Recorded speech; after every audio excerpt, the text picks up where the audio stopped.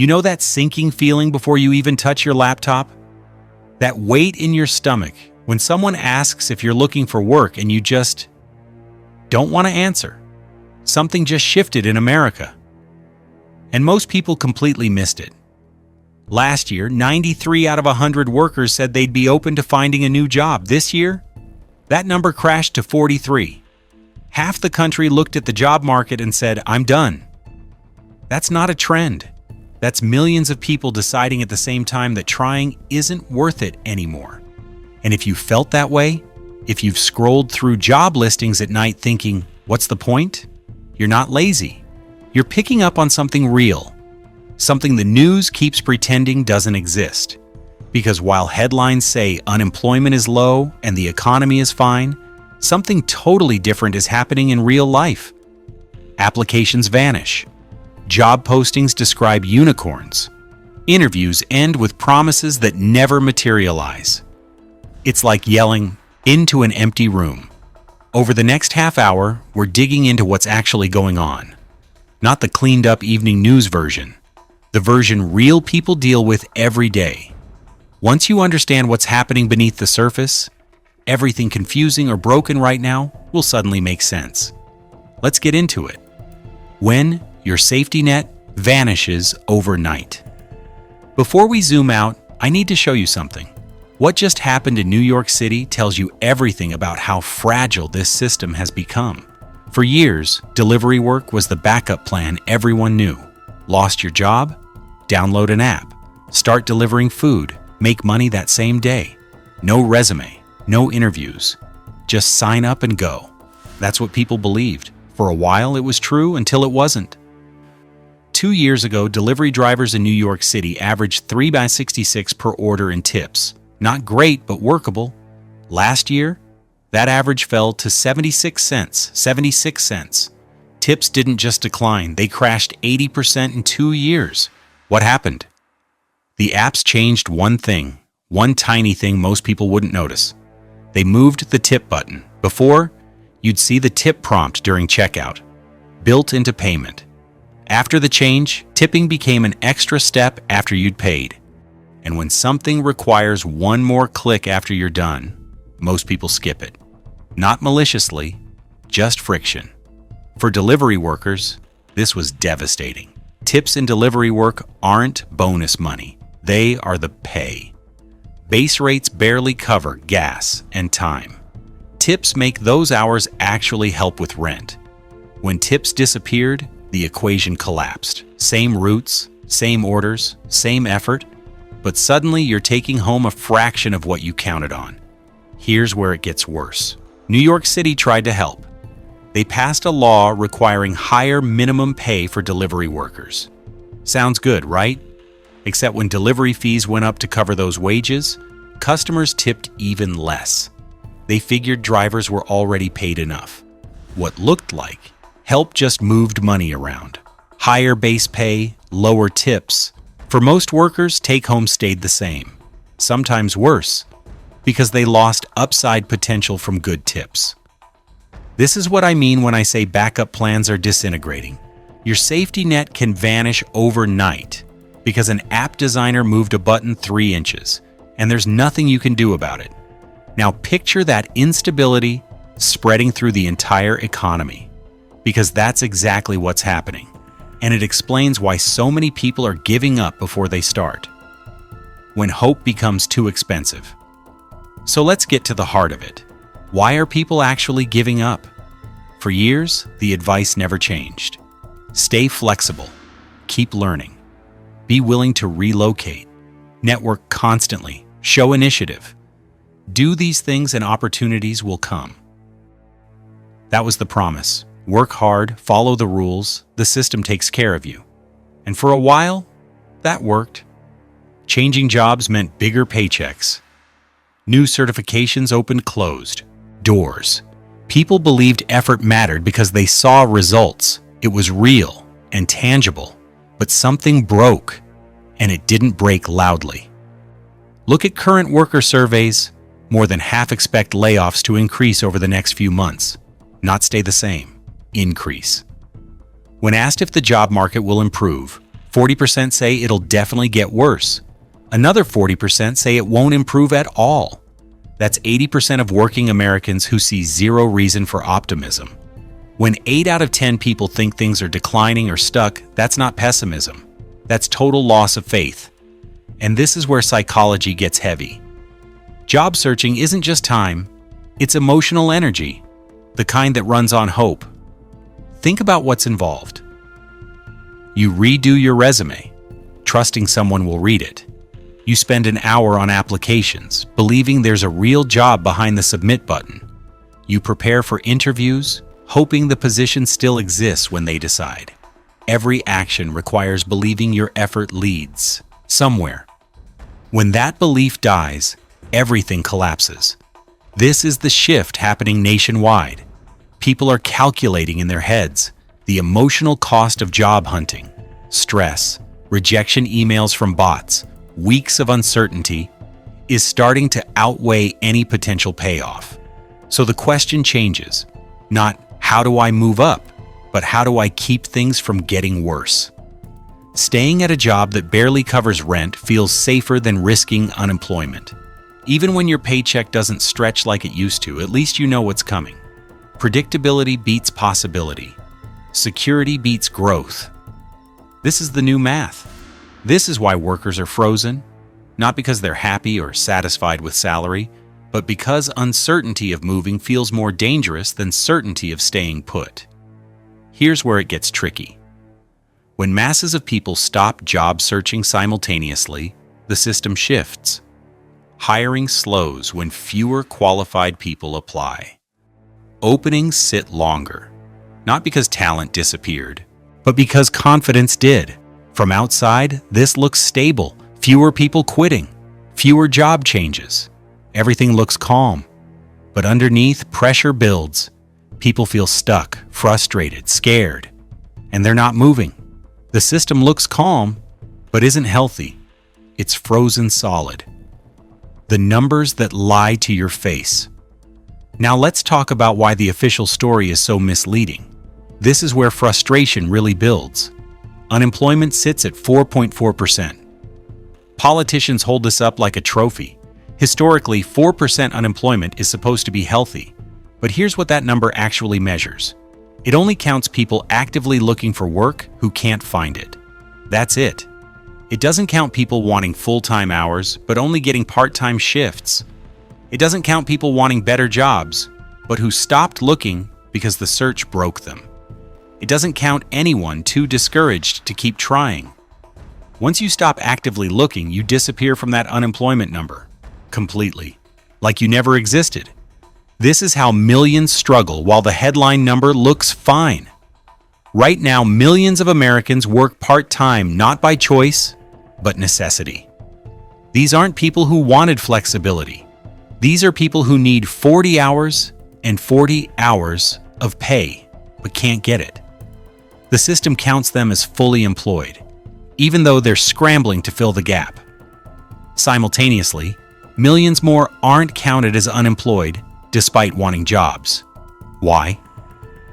They stopped actively looking. Maybe rejection got too hard. Maybe family obligations. Maybe they couldn't carry the emotional weight. Whatever the reason, once they stop searching, they're not considered part of the workforce by official measures. People working fewer hours than needed to survive, plus people wanting work but not counted, all invisible in that 4.4% everyone celebrates. And it gets worse. Hiring has slowed dramatically over the past year. Monthly job creation dropped to levels barely keeping pace with population growth. We're making just enough jobs for first-time workers, but nowhere near enough to improve conditions for everyone already here, already struggling. Openings still appear on websites. Companies still post positions. But the actual rate of people getting hired has dropped significantly. This is what people mean by hiring recession, not unemployment spikes making headlines. It's quieter, a slow freeze. Hiring slows. Switching jobs gets harder. People grip tighter to current positions because moving feels too risky. When people stop switching jobs, the labor market locks up.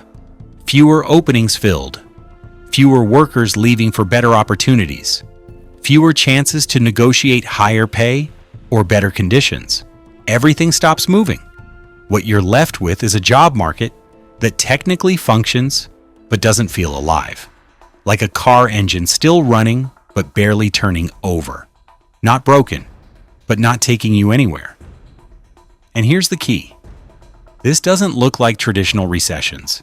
No stock market crash, no sudden wave of mass layoffs, just slow, steady squeezing that rewards caution and punishes risk. For workers living this, it's exhausting. You feel something's deeply wrong but can't point to one specific thing. Numbers say everything's fine. Your daily experience says otherwise. That gap between what you're told and what you're feeling breaks trust. And once trust is gone, behavioral changes stick. The threat no one's preparing for now. Things take a darker turn. While this slow freeze happens, another force quietly reshapes the landscape. And unlike hiring slowdowns, this one doesn't reverse when the economy picks up. Let's talk about layoffs. Not the kind most people picture. Previously, companies laid people off due to falling demand. Sales dropped, revenue declined. Businesses cut costs until things improved. It hurt, but there was understanding it was temporary. When the economy recovered, many jobs returned. What's happening now is fundamentally different. Over the past year, publicly announced job cuts surpassed 1 million positions, a massive jump. But the number isn't the scary part, it's the reason. More businesses explicitly state they're eliminating positions because of automation and AI. Not because sales are down, not because they're struggling, because technology can now do work that used to require people. And here's the permanence. When companies cut jobs due to weak demand, positions might return when business improves. But when jobs get replaced by software or AI, they're gone. Forever. This spreads across every type of work. Administrative roles handling scheduling, data entry, coordination, customer service managed by increasingly sophisticated chatbots, middle management positions moving information between departments, all quietly being removed. Not because people were underperforming, because technology hit a tipping point where companies don't need humans for these tasks anymore. For workers, this changes what layoffs mean. Losing your job used to mean finding a similar position elsewhere. Stressful, but the path forward was clear. Now, no guarantee similar positions exist anywhere. When your role gets replaced by a system, you can't just apply for the same job down the street. You have to completely reinvent yourself. That takes time, money, and energy most people don't have. This creates different fear. Not, might I lose my job? But is my entire career disappearing while I'm still in it? That fear is rational. This isn't isolated to one industry. It's spreading. Tech companies, retail, finance, even healthcare and education are automating tasks requiring human workers for decades. For the still employed, this creates constant pressure. You feel you must keep proving you're necessary. Learn new tools. Take on more than your job description covers. Show you can adapt faster than threatening technology. Nobody says it aloud, but the message is clear. Keep up, or you're next. For those already laid off, the market becomes brutal. Fewer openings from slow hiring, more competition per position, and automated screening systems filtering applications before humans see them. Job hunting becomes a grind with diminishing returns. Dozens of applications, 0 responses. Multiple interview rounds ending with still evaluating our needs. Complete ghosting after promising conversations. This is why layoffs feel more crushing now. Not just lost income. It's the sense that the ladder you're climbing is being dismantled while you're still on it. The career path you planned around doesn't exist the same way anymore. As this realization spreads, people seek alternatives. Not from entrepreneurial ambition, from desperate need for control. That's the real story behind side hustles and multiple jobs. People building safety nets because traditional ones feel like tissue paper. But even these backup options are cracking. When the backup plan fails you. At first glance, the side hustle, boom, looked empowering. People taking control, building multiple income streams, creating flexibility. The narrative sounded inspiring. Look closer at who's doing this and why, and you see something different. For most grinding away at multiple jobs, this isn't about wealth building or dreams. It's about covering basic expenses their primary job no longer handles. Multiple jobs used to serve specific goals, vacation savings, house down payments, faster debt payoff. It was choice. Temporary sacrifice for future reward. Now, for millions of Americans, it's not optional. It's survival. And that completely transforms what hustling feels like. Working 2 or 3 jobs might sound empowering in Instagram posts. Living it becomes endless juggling. Unpredictable schedules, no rest time. Either working or recovering to work again. Margin for error disappears. One missed shift, one car repair, one sick day. The structure collapses. Here's what nobody discusses honestly. Benefits don't expand because you work more total hours. 30 hours at one job, 15 at another, you're working 45 hours weekly. But you're not getting full-time benefits anywhere. No adequate health insurance. No paid time off. No retirement contributions. Nothing. You're working more. Getting less security. Then there's the gig economy. For years, marketed as ultimate freedom. Drive rideshare when you want. Deliver food on your schedule. Pick work fitting your life. It sounded perfect. But as more people got pushed into gig work from necessity rather than choice, the economics changed. More workers competing for the same tasks. More competition pushing down platform payments per job. Decent rates slowly eroded as platforms realized they could rely on desperate workers accepting less. Sometimes platforms made changes quietly reducing earnings, payment calculation tweaks, tip presentation shifts to customers, algorithm adjustments, sending fewer high-paying orders to individual workers. And here's what makes it insidious. Workers see the impact immediately in weekly pay. Same work, same hours, noticeably less money. Most can't figure out why, because changes aren't announced or explained. They just happen in the background. This creates profound instability. Main jobs aren't growing income. Hiring's frozen, raises minimal. Side income actively shrinks as platforms squeeze margins for investors. Both money sources feel shaky simultaneously. When that happens, the psychological weight becomes almost unbearable. You're working harder than ever, but not getting ahead, not even maintaining, just desperately trying not to fall further behind. That exhaustion transcends physical tiredness. People stop long-term planning because foundations feel unstable. They stop setting goals requiring consistent saving. Financial decisions become purely defensive, avoiding overdraft fees, stretching groceries, keeping lights on. Survival replaces strategy. When enough people operate in pure survival mode simultaneously, the entire economy becomes fragile in ways official statistics don't capture. Because when masses rely on unstable income simultaneously, even small disruptions create cascading problems. Consumer behavior shifts, new local policies, platform design changes. Any can knock people off balance when there's no financial cushion to absorb the shock.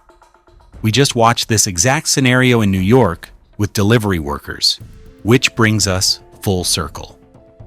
The weekly reminder you're falling behind. Now add one more pressure layer. While income gets squeezed from every direction, the cost of existing keeps climbing. You can delay many expenses. New clothes, eating out, streaming services you barely watch. But food? You can't delay food. You need it weekly. Which is why rising grocery costs hit harder than almost anything. Recent government data shows typical households paid about $310 more for groceries in 2025 versus 2024. At first, $310 spread over a year might not sound bad, less than $1 daily. But that framing misses how the increase actually appeared. Not one big, obvious price jump you could see and react to. Dozens of small increases across everything you buy. Coffee up slightly, ground beef climbing gradually, eggs never returning to normal. Bread costs more, milk costs more. Even basics like rice and pasta aren't as cheap. Each grocery trip felt only slightly worse than the previous, but increases compound. Until you're standing at checkout watching the total climb, realizing you're paying $180 for what used to cost $130. Same cart, same brands, higher bill. This is where psychological pressure builds, because groceries aren't like other expenses. Rent typically changes annually at lease renewal. Insurance adjusts on predictable schedules. But food is constant. Every single week, you get fresh reminders that prices are higher, that your money doesn't go as far. And here's the frustrating part. Even when you hear overall inflation is slowing, grocery prices don't revert. They just stop increasing as fast. So from your perspective as someone actually shopping and paying, you're still spending significantly more than a year ago. No relief. Just slightly less pain than there could be. This creates situations where food spending directly competes with other essential budget categories. Money that used to build savings, pay down debt, or cover transportation now covers higher grocery bills. For already stretched households, there's literally nothing left to cut. Financial flexibility dies first. That small emergency fund you were building stops growing. That credit card balance you were knocking down stays put because now you're using cards for groceries you used to pay cash for. This is why $310 annually matters more than it sounds on paper. Spread across weekly shopping trips, it quietly erodes your margin for error. It forces small adjustments that seem minor individually but compound significantly over time. Switching to cheaper store brands, skipping regularly purchased items, stretching meals further, putting groceries on credit you used to pay for directly. Over time, these adjustments don't just change shopping habits, they change your entire relationship with money. When essential costs keep rising while income feels increasingly unstable, you stop thinking about getting ahead. Stop thinking about progress. Start thinking only about avoiding falling further behind.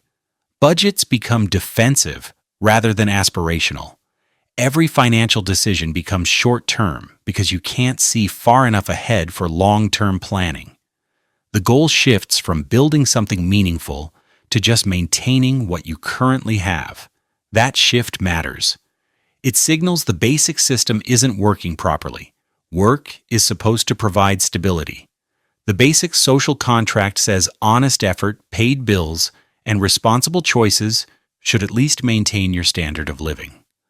But when grocery costs keep climbing while job options shrink and backup income sources fail, that contract feels completely broken. This isn't about irresponsibility or living beyond means. This is fundamental breakdown in the relationship between work and stability, between effort and reward. When basic necessities keep rising while earning ability gets squeezed from multiple directions simultaneously, the sense that effort matters collapses completely. The system isn't broken, it's locked. Let's pull this together. Each piece individually is concerning, but seeing how they all connect and reinforce each other reveals something far bigger. We've got a job market where hiring has slowed dramatically despite stable-looking official unemployment numbers. Millions are underemployed or too discouraged to keep searching, yet completely invisible in statistics everyone uses to claim things are fine. Automation systematically removes jobs in ways that don't reverse when economies improve. Side hustles and gig work become increasingly unreliable as desperate masses flood them, and basic necessity costs stay stubbornly, painfully high. anyone alone would create stress. Together, they create situations where effort stops feeling connected to progress in any meaningful way. That disconnection is the actual crisis. This is what modern job market breakdown looks like. No stock market crash dominating news cycles for weeks. No dramatic unemployment spikes politicians must address. It's quieter. Millions of people slowly, individually, realizing the old playbook doesn't produce the same results anymore. Stay flexible? Doesn't matter when hiring's frozen and nobody's moving. Keep applying? Doesn't matter when applications disappear into automated filtering systems. Build multiple income streams? Doesn't matter when every stream is drying up simultaneously. Save money? Doesn't matter when grocery bills consume whatever you set aside. At every level, the connection between what you're supposed to do and what actually works has been severed. Once people notice that pattern, really see it, they adapt by prioritizing survival over growth. They stop taking professional risks, stop switching jobs even when miserable in current positions, accept arrangements offering predictability even with zero upside potential, make decisions based on fear of worsening conditions rather than hope of improvement. And here's the critical connection. This behavioral shift isn't irrational. It's perfectly logical response to the environment people navigate. When systems demonstrably stop rewarding effort in visible, tangible ways, playing it safe makes complete sense. The problem emerges when millions make this same logical decision simultaneously, because then it reinforces the exact conditions that scared them initially. Fewer active job seekers means less employer pressure to raise wages or improve conditions.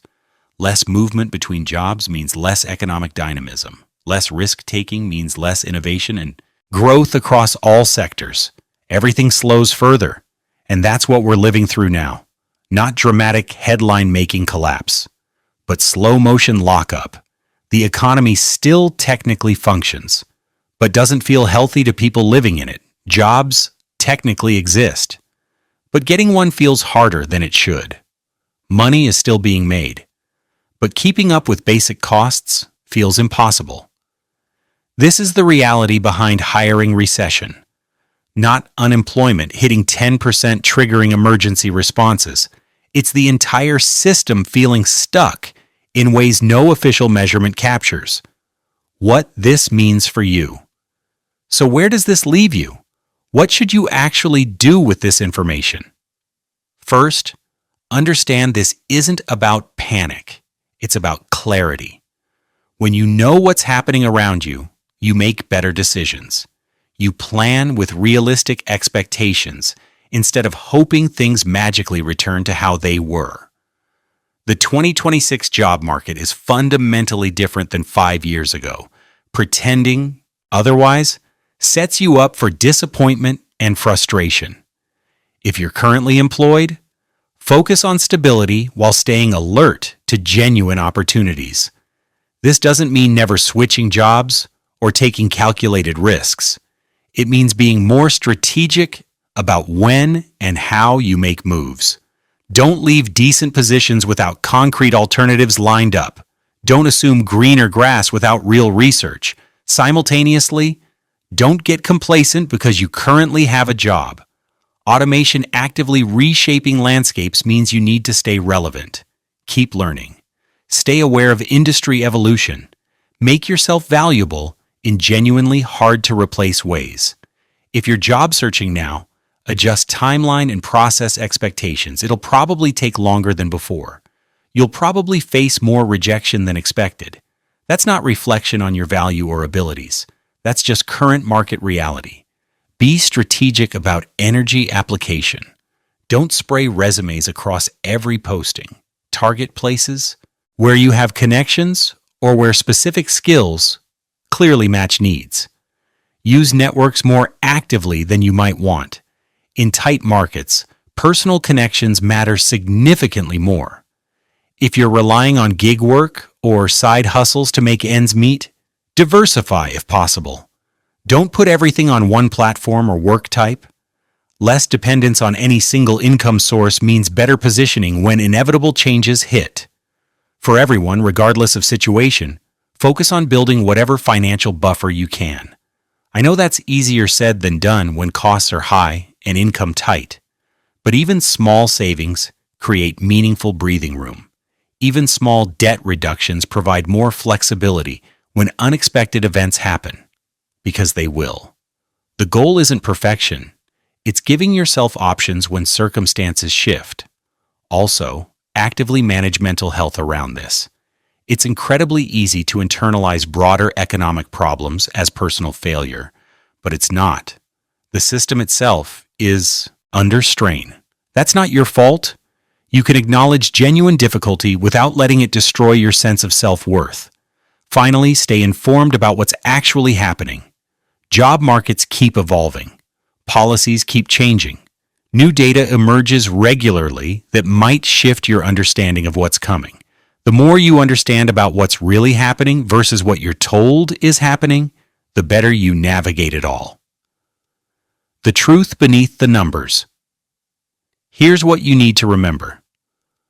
The 2026 job market isn't broken in traditional economic terms. It's recalibrating. And that recalibration happens in ways headline numbers don't capture. Official unemployment looks fine, but underneath, millions are underemployed, discouraged, or stuck in positions they can't afford to leave. Hiring has slowed dramatically, despite technical job opening existence. Automation removes positions faster than new ones get created. Side income that used to function as safety nets becomes unreliable. Basic necessity costs steadily erode whatever household budgets people manage to maintain. All this together creates environments where effort doesn't feel connected to reward anymore, where trying harder doesn't produce better outcomes.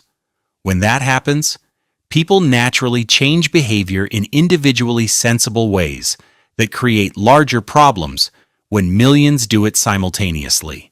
Slow hiring. Reluctance to switch jobs even when current ones are terrible. Cautious spending. All feeds back into systems and reinforces the exact conditions people try protecting themselves from. This is modern economic strain, not sudden crisis demanding immediate response, but slow grind wearing people down over months and years. But here's what matters. Understanding this gives real power. When you know what's actually happening, you make decisions based on reality instead of hope or outdated advice. You protect yourself more effectively. You plan with eyes actually open. Job markets won't magically return to how they felt in 2019 or 2021. Those specific conditions don't exist anymore and probably won't again. The sooner you accept and adapt to what actually is, rather than what you wish it was, the better off you'll be. So which part of this reality are you dealing with right now? Job searches going nowhere where applications seem to vanish? Squeeze on side income that used to help you stay afloat? Watching grocery bills climb weekly while paychecks stay exactly the same? Whatever piece you're struggling with, you're not alone. Millions deal with this exact reality right now. The more we talk honestly about what's actually happening instead of pretending everything's fine, the better equipped we all are for whatever comes next. If this breakdown helped you make sense of what you're seeing and feeling in your life, subscribe to stay informed as this continues developing. Because it will continue developing. Job markets aren't static. They're still actively changing, and being prepared for what comes next matters more than ever. Thanks for watching, and honestly, good luck out there. You're going to need it.